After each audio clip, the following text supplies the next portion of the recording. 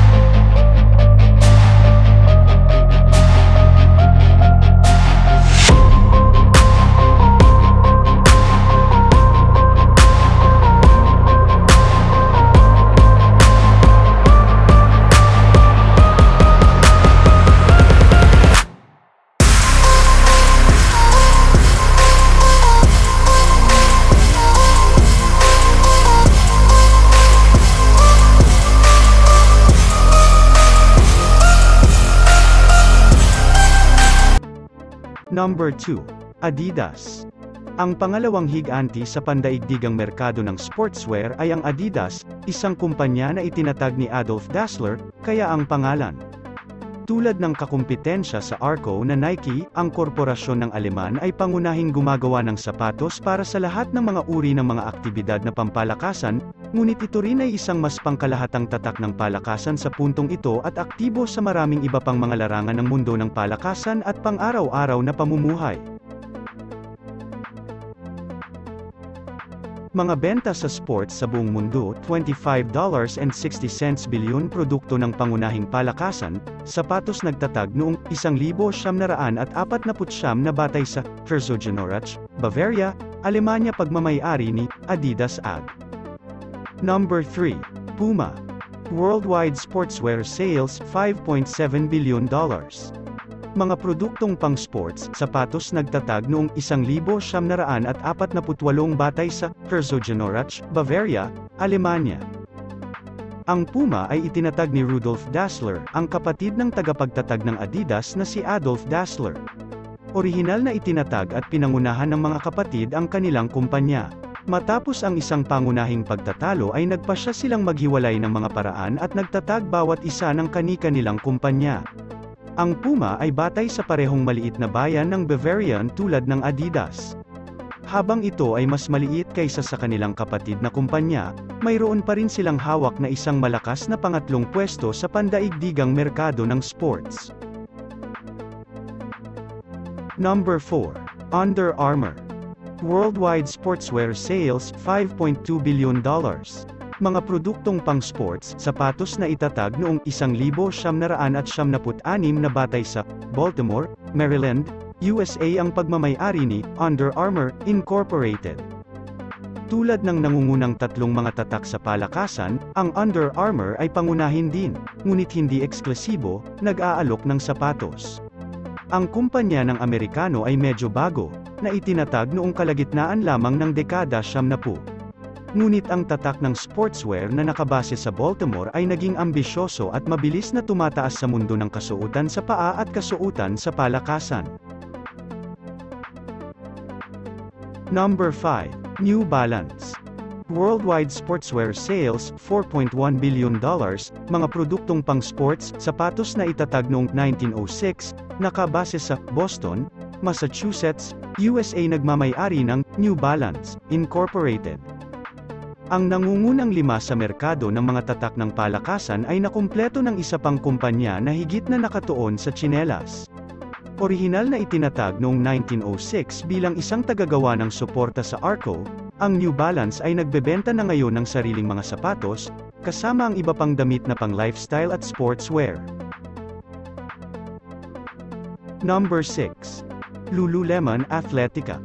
Worldwide sportswear sales sa buong mundo, $3.4 billion, mga produktong pampalakasan, kasuotan sa yoga na itatag noong 1978 batay sa Vancouver, British Columbia, Canada nagmamay-ari ni Lululemon Athletica, Incorporated. Ang Lululemon Athletica ay ang patunay na hindi mo kinakailangang magbenta ng sapatos upang makuha ito sa merkado ng tatak ng sportswear. Ang kumpanya ng Canada ay itinatag noong 1998 at itinatag ngayon ang sarili bilang nangungunang tagagawa ng kasuotan sa yoga. Dahil sa pandaigdigang katanyagan ng yoga, hindi katakataka na nahahanap ng Lululemon ang ranggo sa nangungunang 10 mga tatak ng sportswear. Number 7. Columbia Sportswear. Worldwide sportswear sales, $2.9 billion, mga produktong pampalakasan, outerwear na itatag noong 1938 batay sa Beaverton, Oregon, USA. Ang Columbia Sportswear ay isa pang kumpanya sa nangungunang 10 pandaigdigan na ranggo ng sportswear na hindi pangunahing nagbebenta ng sapatos. Ang kumpanya ng Amerikano ay nakatuon sa panlabas na damit na may kasamang mga espesyal na sapatos, halimbawa para sa hiking, ngunit halos lahat ng mga item sa pananamit sa loob ng pangkalahatang sangay ng sportswear. Ang kumpanya na nakabase sa Oregon ay umiiral mula noong 1938 at sa makatuwid ay mas matanda kaysa sa Nike, na nakabase sa parehong bayan. Number 8. ASICS. Worldwide sportswear sales, $2.7 billion. Pangunahing produktong pampalakasan, sapatos na itatag noong 1949 na nakabase sa Kobe, Hyogo Prefecture, Japan nagmamay-ari ng ASICS Corporation. ASICS ay isa pang kumpanya ng sapatos na itinampok sa nangungunang 10 mga tatak ng sportswear. Ang kumpanya ng Hapon, na itinatag noong 1949 at nakabase sa lungsod ng Kobe, ay partikular na kilala sa mga sapatos na pangtakbo. Bukod sa sapatos, nagbebenta din ang ASICS ng damit na pang-gymnastic at fitness.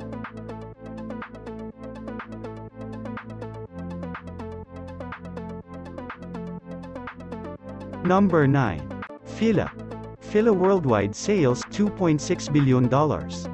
Pangunahan na produktong pampalakasan, sapatos nagtatag noong 1911 batay sa Seoul, Timog Korea nagmamay-ari ng Fila Korea Corporation. Ito ay orihinal na itinatag noong 1911 bilang isang Italyano na kumpanya. Ang tatak ng Fila ay nakabase na sa Timog Korea. Ang Fila ay hindi lamang gumagawa ng sapatos para sa mga aktibidad sa pampalakasan, ngunit kilala rin bilang isang tatak ng pamumuhay. At ang pinakahuli, number 10, Reebok. Worldwide sportswear sales, $2 billion mga produktong pampalakasan, sapatos na itatag noong 1958. Batay sa Boston, Massachusetts, USA ang pagmamay-ari ng Adidas AG. Ang nangungunang 10 ng pinakamalaking brand ng sportswear sa buong mundo ay isinara ng isa pang brand ng sapatos. Habang pinalawig ng Reebok ang portfolio ng produkto sa kasuotan sa palakasan, ang merkado ng sapatos ay nanatiling pangunahing target para sa kumpanya na nakabase sa Boston. Ang Reebok ay pagmamay-ari ni Adidas mula pa noong 2005.